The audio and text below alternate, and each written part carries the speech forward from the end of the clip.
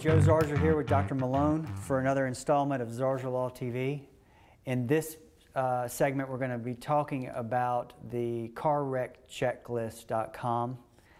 Yes, that's a real website. It's actually a checklist that I encourage folks that have been in car wrecks to look at after a car wreck. Even before they come to the office, we send it out to anybody that calls, actually. And the reason I do that is, even if you end up not having an injury case and not hiring us or any lawyer, it's good to do these things because it helps you in your case with your car claim or with the little medical bills that you do have that don't result in enough to have a lawyer work on for you. Following these guidelines, the carwreckchecklist.com guidelines, will enable you to have a better claim even if you don't have a lawyer. So I wanted to go through those real quick, even though everybody can look at these yourself at carwreckchecklist.com. Number one, do not, whatever you do not give a recorded statement to either your insurance company or any other insurance company about your injuries, period. Here's why. They want you, both your company and the other company, they have an incentive to get you to minimize your injury. They also know, and we've talked about this in other videos, that immediately after a wreck, you don't really understand what your injury is, nor do you feel it for several days, and sometimes even a week or more. So you have no idea medically what's going on with you because you're not a physician in most occasions. And secondly, you haven't really experienced the real pain yet or issue yet because the body hasn't developed it quite yet. That's when they call. And they get you while you have adrenaline running, you hadn't developed your injury fully yet, and they say, well, are you okay? They ask leading questions to get you to say or minimize the impact of this. And you may ask, why? Well, did I mention this was recorded? Because this is the reason they record it. The reason they record it is they want to get you to minimize your injury so that later, if you end up with one and a case with somebody like me, they can say, well, looky here. You told us the day after this wreck that you were just fine. And of course, they're going to argue that you somehow developed this injury later or that maybe some other cause, there was another cause of the injury. So that's number one. Don't give a recorded statement, even if it's your company. A lot of people say, well, every time I call the insurance company, they say, we're recording you for customer service purposes. That's not what I'm talking about. They actually have to tell you they're recording you for purposes of the claim. They have to do that separate and apart from whatever the recording is at the beginning of the phone call. So don't worry about calling and hearing that pre-recorded message about customer service. What you need to be worried about is a human live person says to you, can we have your permission to tape record your statement or record your statement? And when they ask you that, you have to say no, unless the lawyer's on the phone with you. The other reason for that is they're going to be trying to figure out a way not to pay you any money. And if you say, sometimes you can say things that will actually give them ammunition to deny your claim altogether. So they'll be minimizing the impact of their claim or your potential claim, and they'll be trying to figure out a way to deny your claim. So keep that in mind. Number two, take pictures of all the vehicles. If it's afterwards, take pictures afterwards. If you happen to be on your phone waiting on the trooper to come to the scene, take pictures at the scene of both cars or all the cars involved. If there's stuff broken inside your car, like a piece of your body hits a knob, breaks the knob off. Or there's glass. Glass. Take pictures of the internal components that are broken. I have the seat. I was meeting with a guy earlier today. His seat was completely broken off its bracket. Yeah. This is a brand new truck. Yeah. And imagine the impact on a vehicle for it to break a seat. Well, if you don't have pictures of the seat, the insurance company will go, oh, it's broken, huh? Okay. Are you sure it's broken? And so, but pictures of the warped seat that's facing backwards is all you need, right? So take pictures. Do not sign anything for any company, I don't care who it is, until you have a lawyer. Period. Or have at least spoken to one on the phone. Here's an example. You're in a wreck. The next morning you wake up and you can't move, barely, but somebody's at your door. This happens. You open the door and there's a man standing there. He's got a check for $2,500 and he's got paperwork. And he introduces himself and he says he's from Progressive or Geico or whatever insurance company. And he says, I represent so-and-so insurance company. I'm here to pay you some money. You're probably okay, but this is just a little money to help you through. At that point, even if you went to the ER, 9 times out of 10 you get released with clean bill of health because they only are trying to make sure you're not going to die, right? So they send you home, and you're sitting there thinking, well, the ER said I was okay, or they weren't worried about me. They didn't put me in the hospital. And so the insurance company says, sign right here, I can give you $2,500.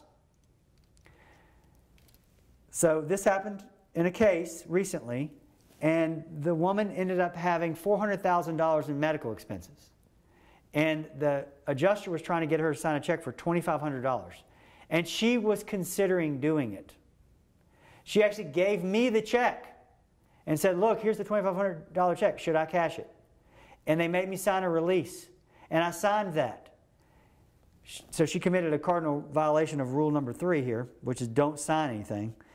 And fortunately, because she didn't consummate the settlement by cashing the check, we withdrew her release. Anyway, don't sign anything without talking to a lawyer. Number 4, you have 4 years to file a car wreck case. Don't let any insurance company tell you differently. However, the longer you wait to get diagnosed and treat for this, the more they're going to argue it's not related to the wreck. Okay? Just understand that if you're negotiating with an insurance company and you're treating for an injury and you're trying to make sure you give the insurance company the opportunity to do the fair and decent thing, and you're a year into your negotiations, and they say, well, you only have so much time, and you think, well, maybe I got to do something. No, you don't. You have 4 years. Again, if you're treating that long, you need a lawyer. But don't worry about them saying we're going to close the claim out. Okay, there's no such thing. You have 4 years to file the case. Social media. We've talked about this in other videos, Doctor. You probably can do this yourself. Yeah, but exactly. Don't post on social media about the wreck or your injuries, because you're going to end up in a conversation that will be discovered later by the insurance company. No matter how private you think it is, there is no private messaging on any social media platform, period. Everything's public. 6, all the Florida car insurance policies have PIP coverage that pays for your medical expenses. So we've done PIP in another video on its own, but PIP coverage is your coverage. It follows you around, and by law, it has to pay for your medical expenses regardless of who is at fault for the wreck. I know it's counterintuitive. It doesn't make sense, but that's how the system works in Florida right now. Your company, even though you're not at fault, pays the first $10,000 in medical expenses and lost wages. 7, property damage and bodily injury claims are completely separate. Lawyers like me, board-certified civil trial lawyers, handle injury claims. Most of the time, 99.9% of the time, the property damage claim gets handled by the client in the first week after the wreck. Keep those separate. You can talk to the property damage adjuster all day long as you don't give a recorded statement. Most permanent injuries, this is why Dr. Malone's here, most permanent injuries from wrecks do not show up in the ER. Emergency rooms are looking for life, limb-threatening injuries only. Explain that. Okay, so what Joe's talking about as far as permanent injury, and the example being from a car accident, it's going to be where you have a ligament that was torn that you didn't notice in the ER. It's going to be some sort of disruption in your spinal column. Disc, dislocation, or impingement of the nerve that is not noted in the ER. You don't feel it yet. The examination is normal. the body goes through the course of releasing adrenaline. You don't feel anything. I feel great. You say I'm okay to all your family and friends. You're happy to be alive. And a couple of days later, the adrenaline has worn off and inflammation is now setting in and you feel miserable. Right. And so that's number one. Number two is the testing that's done in an ER isn't on the level of looking at some of those tissues, the ligaments, the nerves, all that. Again, they're looking for, is there something we need to do right now to save this person's Is there life? internal bleeding? Yeah. Is there a broken bone? Yeah. And CT scans show bleeds in bones. CT scans will show, yeah, they'll show depending on what you're looking at, it will show a bleed or a fracture. And plain x-rays will show fractures, but not the bleeds. That's right. And the MRI that you'll likely end up getting if you have ongoing symptoms will show all of the other connective tissue, which would be things like torn ligaments, dislocated parts of your spine, discs that are ruptured or displaced, things like that are not recognized in the ER unless you have like a profound neurologic deficit. Right. Understand this. A high percent of the clients that come through these doors here end up with disc injuries to their back and their neck or their neck. All of them, I can think of one or two cases where they had a profound disc injury in the ER. Virtually all of them did not get diagnosed until much later in the process, months later. All of them had the same paperwork when they left the ER. It said cervical strain, back strain. Okay? All of them had a CT scan. All of them had x-rays that looked clean to the doctor because the doctor's looking for internal bleeding and fractures. None of that was there, thankfully. My point is this. People that come through those doors that end up having surgery in a lifetime of care with sometimes million-dollar cases have left the ER with the correct diagnosis of cervical strain and back strain. That doesn't mean that you're okay. So just be aware of that. We've done whole videos on all that too. Okay. MRIs, the difference between MRI, CT scan, and X-ray, which last time I checked it was the most popular YouTube video on our channel, which not saying a lot, but it's saying a lot for us.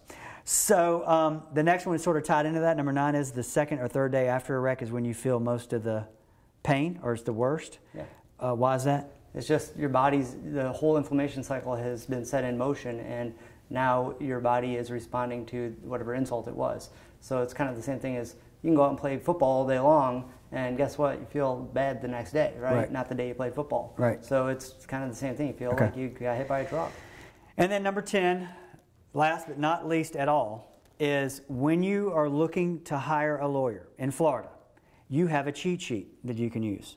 And that cheat sheet is called the board certification process. Unlike medicine, you're board certified in medicine. Aren't most doctors board certified? And not all of them. How many? What percent? Like 50? I would say more than 50%. Okay, yeah. See, doctors have figured this out. Doctors know that in order to get somebody to come see them with their health, they got to have all the credentials that everybody else has. Okay?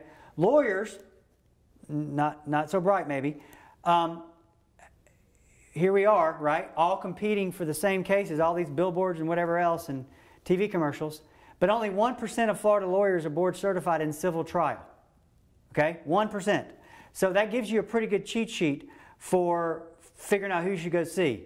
I'm going to tell you right now that if you don't hire me, hire another board certified civil trial lawyer here in town or wherever the wreck is, Destin or Pensacola.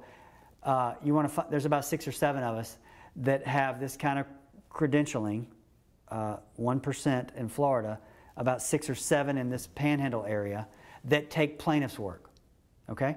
So it's important for you to look for that 1%. You want to find a board certified civil trial lawyer. If you go to the car wreck checklist website, we have all 10 of these right there on the page. You can do it on your phone, on your iPad or your desktop. You'll get a different version of the same list at the car wreck checklist website. If you have questions about a car wreck or anything on that list, you can find us on the web at zarzaurlaw.com. You can reach us by telephone at 855-HIRE-JOE. Thank you.